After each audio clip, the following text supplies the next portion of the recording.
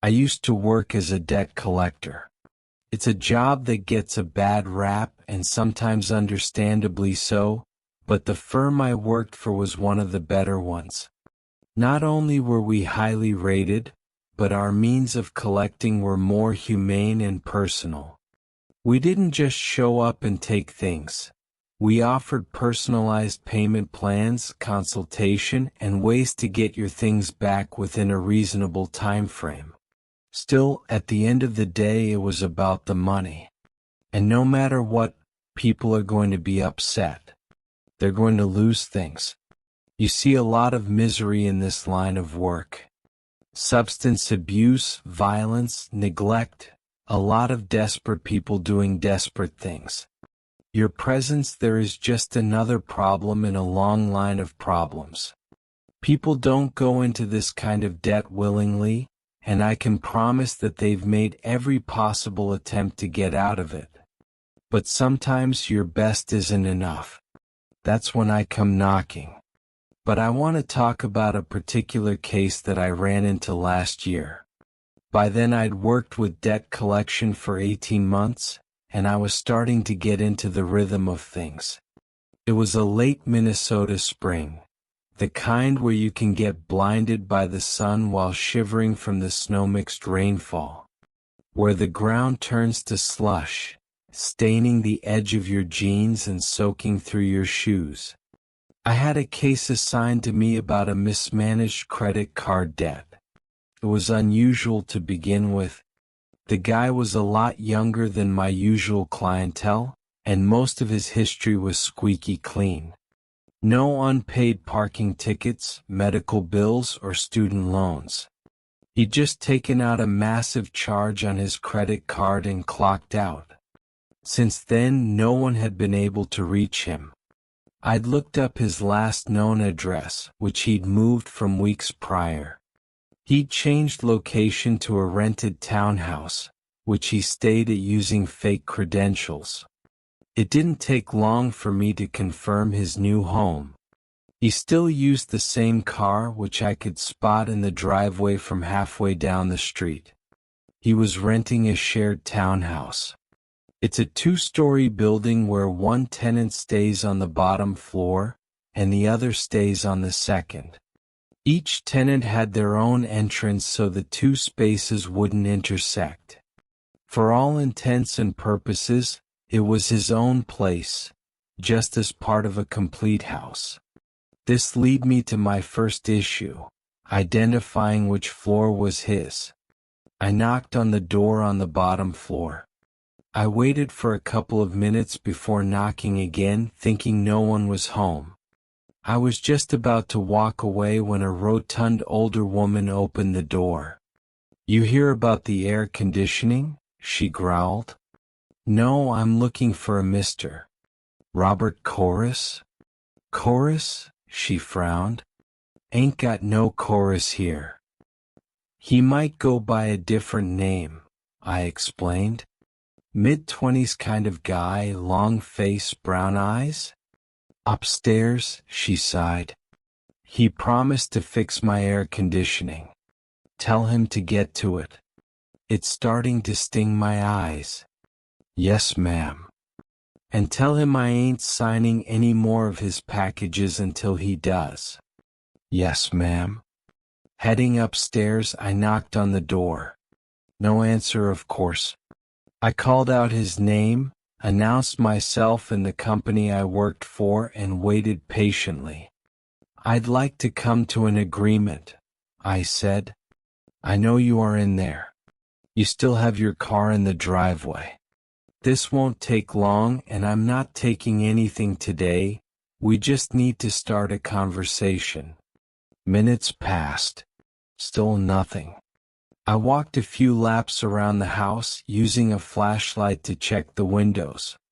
I couldn't see anything in particular. Most of the windows had their curtains drawn. Old things, probably came with the place.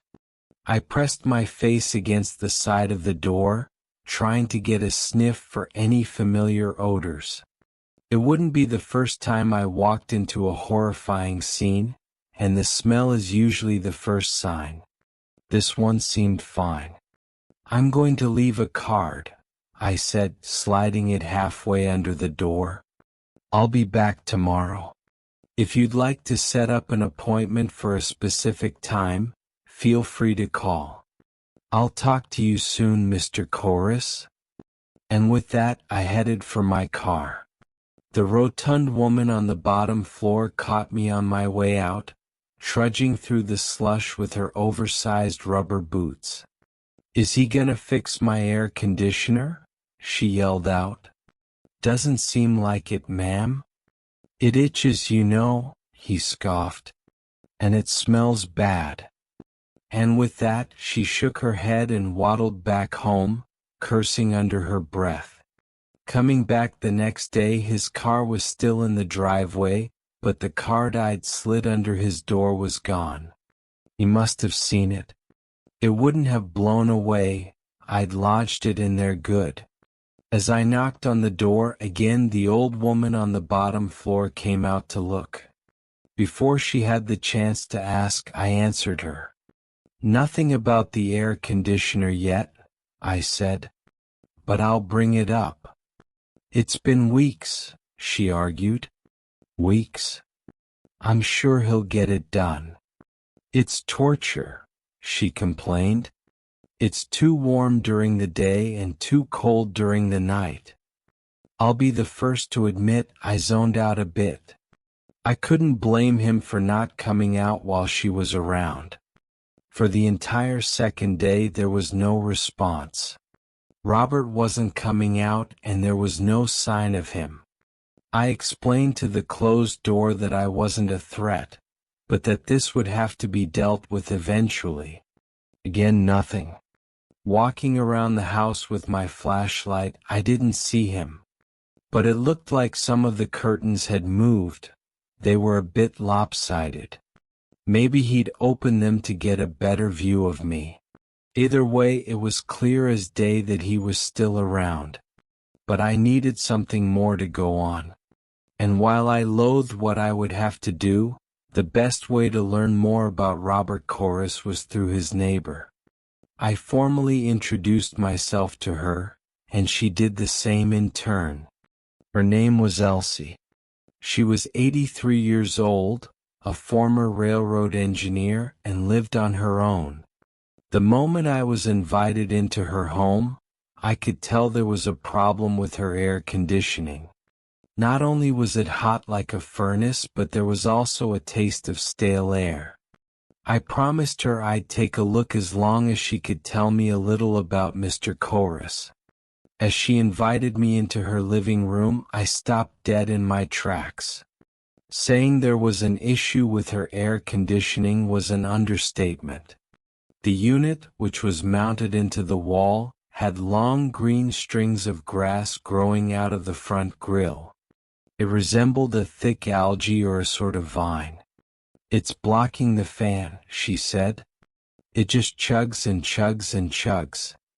"You should get your landlord to look at it," I said. "That's not normal." "I don't have that kind of money," she groaned. "When I told him to fix my bathtub, he hired a contractor to redo all the pipes and had me pay for it. I'm not falling for that again." "You might have to. This isn't going away anytime soon." "So you can't fix it?" "With all due respect, I don't think God can fix this." We sat down for a cup of tea as she told me about her experience with Mr. Chorus. Apparently, he was one of the quietest neighbors she'd had over the years. He was orderly, polite, friendly, and helpful. Or at least he used to be, Elsie sighed. "I barely see him. I think he has one of those stay-at-home jobs." "You know what he does for a living?" This made her pause. She considered this and resigned with a grunt. She pointed to a box by the side of her fridge. "He gets these ordered to him every now and then," she continued. "I think he grows reefer." I took the box down and checked it out. A simple cardboard box with a black text printed on the side. Helianthus caerulea, I said. Caerulea, that's something blue, I think. If you're here for the seeds, you're out of luck, she smiled. I flushed 'em all weeks ago. I ain't having drugs in my house. As I left for the second day, I took some time to look up what that word meant. Turns out, Helianthus caerulea is a sort of novelty plant. A breed of smaller, more house-friendly sunflowers, only with blue petals. Elsie had no idea she'd washed down at least $350 worth of seeds. I tried to look up something about vines getting tangled up in air conditioning units, but I couldn't find anything useful. There was an article about a woman who'd hid snacks up there and forgotten them, making them sprout fungus, but that was about it. My best guess was that it was some kind of strangleweed based on the shape, but it was hard to tell. Besides, it was not my clowns and not my circus. By the third day, I headed straight for Robert's door. I was there at 10 a.m. sharp, and this time I wasn't asking. Mr. Chorus, if you aren't willing to comply, we're going to have to use other means to contact you. I think it'd be best for all of us if we could sit down for a conversation and sort this mess out. I knocked again, harder. Mr. Chorus. But of course, there was nothing that I couldn't help but to wonder where Elsie was. She'd always stepped out to see what was going on. Had something changed? Mr. Chorus, I dash. There was a click from the other side of the door. I shut my mouth and stepped back. As an inch of the door opened, all I could see was a dark room. But I could hear someone. Please keep your voice down. A hoarse voice, dry and fractured. He'd randomly spike into a whistling noise. Almost the kind of voice you get after a long night at a concert. Mr. Chorus, do you mind if I come in? We have some business to discuss. Not at all. Just keep your voice down. The door slid open. The air was thick with warmth. UV lights lined the walls, illuminating rows upon rows of vines, not too dissimilar from those seen at Elsie's. They were overflowing from their pots, covering large parts of the floor. There was a lazy boy chair in the corner of the room, covered with stacks of empty cardboard boxes. Most of the walls were covered in black plastic, sealing in the moisture. Then there was Robert himself.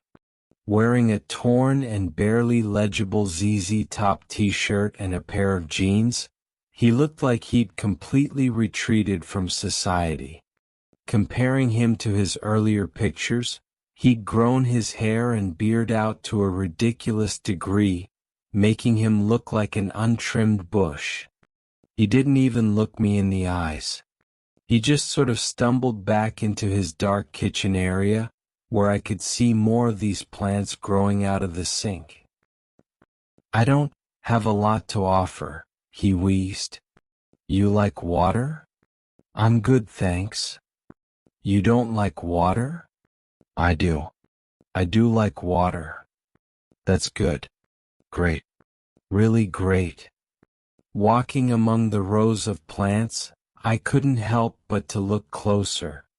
They gave off this strange whiff of ammonia when you got too close. It was subtle but clear. Seems you have quite the interest, I said. Never seen this before. I'm an Agra, an Argo. Robert stopped to slap himself across the face with a resounding clap. I'm an agronomist. It's a project of mine. An agronomist? Like crop research. Something like that, yeah. He chugged half a glass of water, pouring the rest onto a potted plant. It's a mix of Helianthus caerulea and Cuscuta europaea, European great dodder. That's a bit out of my league, I smiled. But it's amazing stuff. Looks complicated. Most things are. He sat down in a chair like his body was a dropped potato sack. I walked up to him and sat down on a chair across from him. You've amassed quite the debt, I said. I've been asked to meet you to come up with a payment plan. Debt? He asked. You want money? That's the gist of it. Oh. He opened a cabinet above his sink. I expected to see glasses and cups, but instead there were stacks of cash. Not small bills either. Just, finished a project. I take all my payouts in cash, 'cause they run the banks, you know? Can't trust the, yeah. That why you haven't paid your bills? You don't use banks anymore? Nah, I just don't. There are more important things. He dropped a stack of cash in front of me. All $100 bills. The kitchen table shook a little. Didn't know agronomists make this much, I said. You seem to be doing well. Most don't, he sighed. Just give me a number. He paid the full amount in one go in cash. He didn't even bat an eye. He signed whatever I pointed at with an X, and didn't ask any questions. I was given a plastic bag to carry the money in. As we finished, he yawned, revealing rows of deeply yellowed teeth. Are we done? He asked.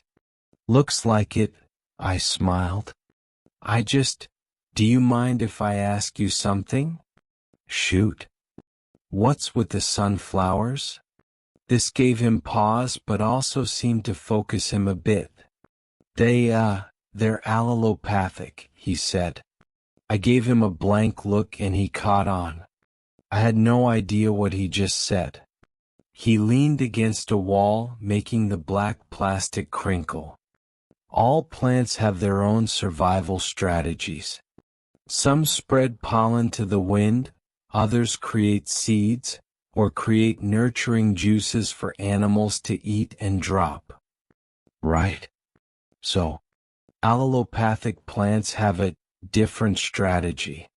They run a sort of interference. They release chemicals into the ground. Terpenoids, alkaloids, cyanogenic glycosides, whatever they need. To do what? Why do they release it? He blinked at me as if I'd asked him the most obvious question in the world. To kill the competition, he said matter-of-factly. To make sure nothing else can, grow. As I was about to leave, Robert waited by the door. I turned to him a final time. You really ought to help Elsie with her air conditioning, I smiled. I think it's your plants messing it up to begin with, and it looks like you got plenty of spare cash. What do you mean? I mean you have stacks of it in Dash. No, I mean the plants messing with the air conditioning. What do you mean by that? He squinted at me, tilting his head. His mouth left slightly ajar, revealing just how yellow those teeth really were. They're growing out of her air conditioning unit? That's what's wrong with it. That's impossible. Well, it's there, I said with a shrug. Impossible or not. I turned to leave, but Robert grabbed my arm. He held me there for a second, looking distraught. Did you see any of my boxes down there? Yeah. Were they open? I think so, yeah. She said she flushed the seeds. Sorry. Robert stopped to think for a minute, his eyes fluttering back and forth as silent calculations rushed through his head. Finally he met my eyes. The air conditioning has a condensation drainage. It links with the plumbing system in the basement. All right? So they can stick to the side of the pipes. and with constant moisture and shade. His eyes widened. He held up a finger as if asking me to wait, then nodded. Hold up a moment. He went back and got a couple more $100 bills. He dropped them into my plastic bag with a thin smile. For your trouble. As I got back in my car, I saw Robert standing outside his door, following me with his eyes every step of the way. He was eager for me to leave, that much I could tell. I didn't know what to say or do, but I felt like I was missing something. I thought about calling the police, but there wasn't anything inherently illegal going on as far as I could tell. Sure, he was a sketchy guy, but it's not like he was making narcotics. Robert was just strange. And I couldn't really tell if Elsie was missing by just not pestering us. Maybe she just went to the store? I pulled out of the driveway, looking at him through the rearview mirror. As soon as I was about to turn the corner, I could see him bursting into action. Whatever he was about to do, he was going to do it fast. I tried putting it behind me and to focus on my work. I was too busy with work to notice what happened next. I didn't notice any of the sirens in the distance, and I couldn't see the smoke. If I'd noticed it, I might have asked more questions or prepared myself for something to come. But yeah, I had no idea that Robert had burned that house to the ground. I was busy filling out forms and preparing payment to be submitted. I was staying at a roadside motel for the night further down the street. As I settled in and sent a couple of emails to my employer, I took some time to count, sort, and bag the payment appropriately. As I did, I noticed something crunchy at the bottom of the plastic bag that Robert had handed me. Dry little pods. Seeds possibly. They must have slipped in by mistake. Catching a whiff of them, I couldn't help but to sneeze. That smell of ammonia punched me in the face, tickling my nose. A couple of pods rolled out on the floor, while one remained in my spittle-covered hand. It crackled as the leaves unfolded, awoken by the moisture. A thumb-sized little flower. Still, I didn't like it. If this had anything to do with Robert and his work, I didn't want to go anywhere near it. I collected them carefully, rolled them up in a paper towel, and went to flush them. I held them over the toilet, hesitating. This is what Elsie had done, and just thinking back on the look that Robert had given me when I told him was enough to make me reconsider. It was just one of those things like getting worried when you break a mirror, or making sure you don't step on cracks in the pavement. It was that little moment of doubt when all the doors are closed and no one's there to watch you. I ended up rolling them up, stepping on them, and throwing the pieces in the trash. I managed to get about 30 minutes of sleep before there was a knock on my door. The motel owner was clearing people out. Apparently, there was a fire raging nearby and they didn't want to risk anyone being caught unaware. We were offered a complimentary stay at a different motel downtown. Sleep-deprived and exhausted, I agreed. I got in my car and stayed off the main roads. I didn't want to risk facing a speeding fire truck on a dimly lit road in the middle of the night. That was a recipe for disaster. I took the scenic route. I didn't mind getting a complimentary stay at another place. It might help me wash that smell of ammonia from my nose. Driving down a dark country road in the middle of the night can be uncomfortable in and of itself, but as my engine began to stall, I felt all energy drain out of me. Just my luck. I popped the hood, using my phone as a flashlight. It took me a while to realize what I was even looking at. Between the various pipes and cables were a tangled web of dried-out vines, all with their own little blue buds, waiting to pop at the slightest tingle of moisture. I waved some hot air out of my face just to survey the damage. How the hell had this even gotten there? Someone must have put it there. The only time someone would have access to my car without me noticing would be either at the motel or while I was talking to Robert. And there was only one person nearby who wasn't accounted for at that time. "You have our smell on you." An old voice overpowered the sizzling of the stalled engine. I didn't have to turn around to know it was her, but I did. Robert's neighbor, Elsie. She'd been living in that place infested with those plants for weeks. So did Robert, but maybe he had the means to handle them. Elsie, on the other hand, didn't. Something had changed. I turned around to face her, holding my phone up. Touches of green wriggled at the edge of her eyelids. Tiny movements poking and prodding for weaknesses just beneath her skin. A myriad of twitching hidden under the surface.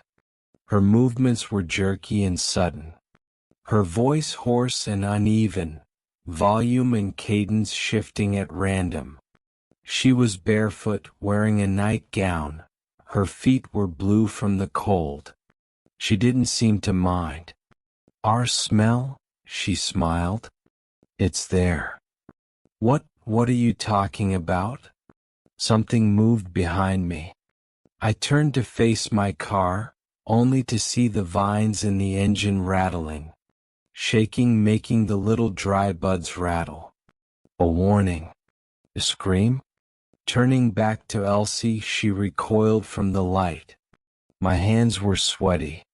She smiled, revealing a blackened tongue as she moved left and right, testing to see if I would follow her with my phone. Do you need me to call someone?" I asked.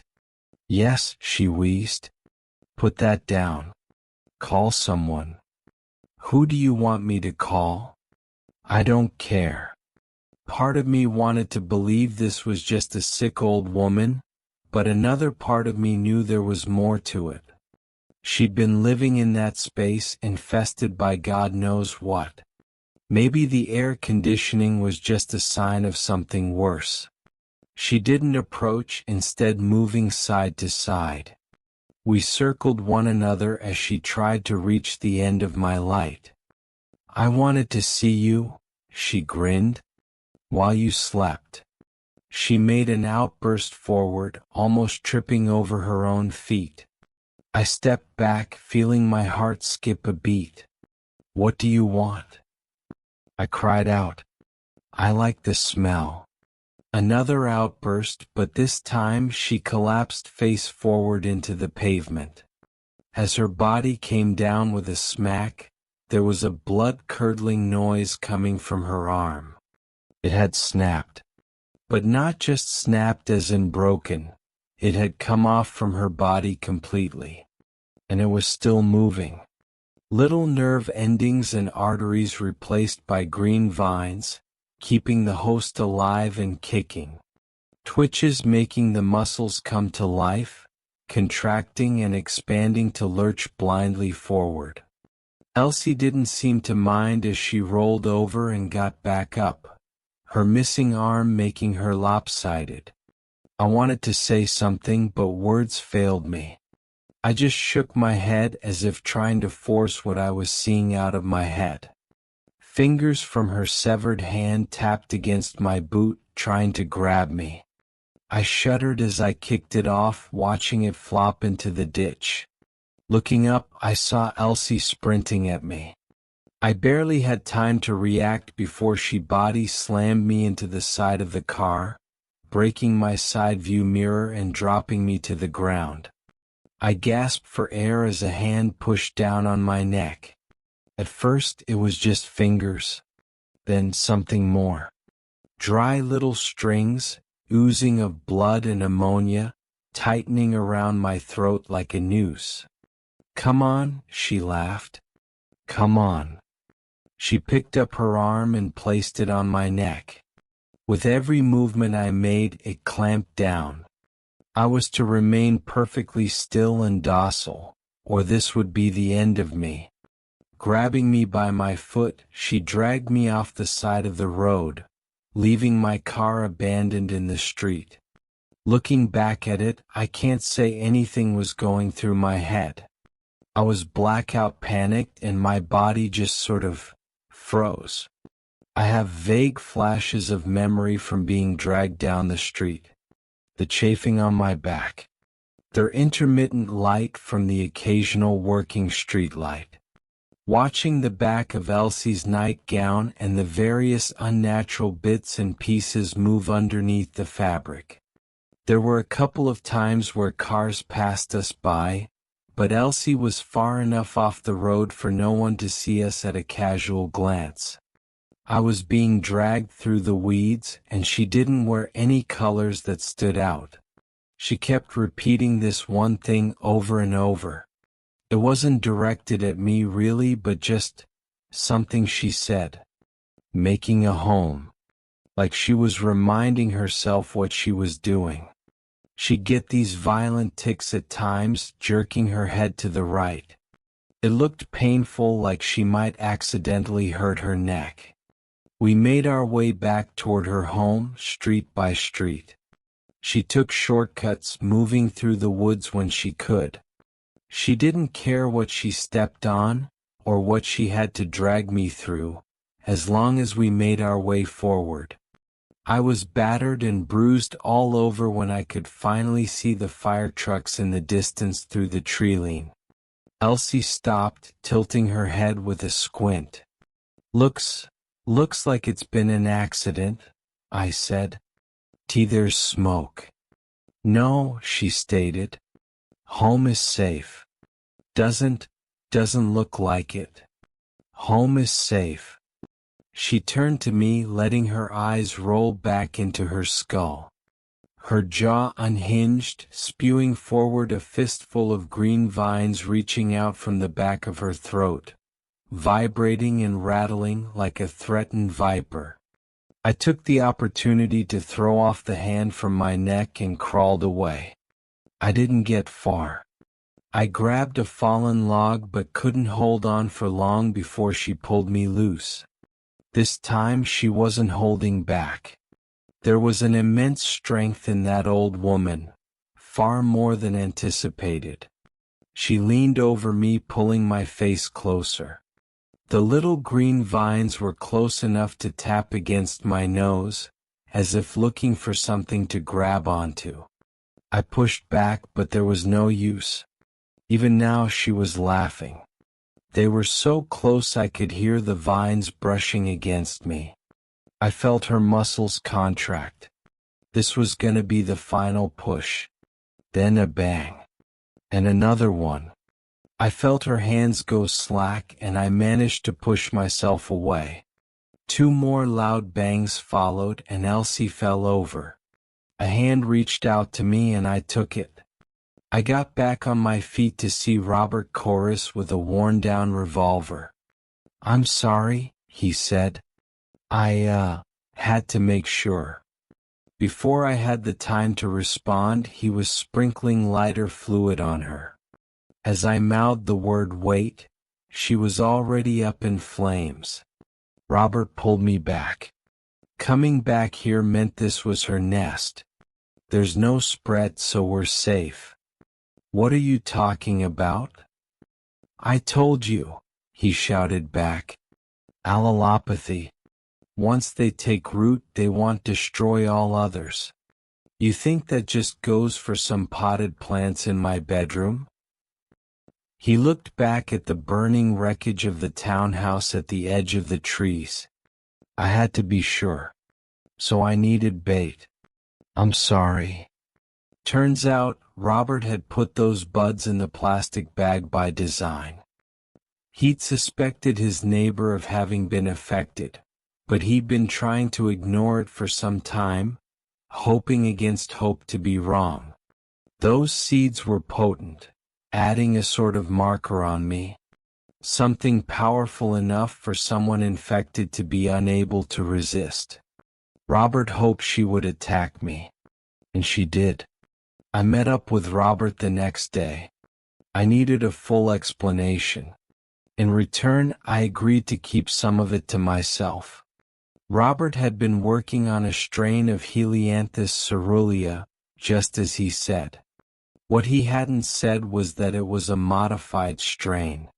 Not even Robert knew the real origins, it was just something granted to him by his shady employer. His original debt had been an attempt to cash out and flee the country. His employer managed to catch up with him, putting him back into solitary forced labor. Work from home, yes, but under close supervision. But Robert hadn't anticipated that Elsie would flush his samples. He'd be getting so many boxes that one slipped off his radar. While Robert was taking supplements to resist a possible infection, Elsie wasn't. As the plant spread through the water and air, she was getting more affected by the day, until it finally spilled over. 1 year later, I see them sometimes. In videos or in the occasional background of a photo. Sometimes I just think I see them, it's like the color just jumps out at me. But every now and then, I notice the real deal, and I can't help but to wonder how far it's nested. How long until nothing else is allowed to grow.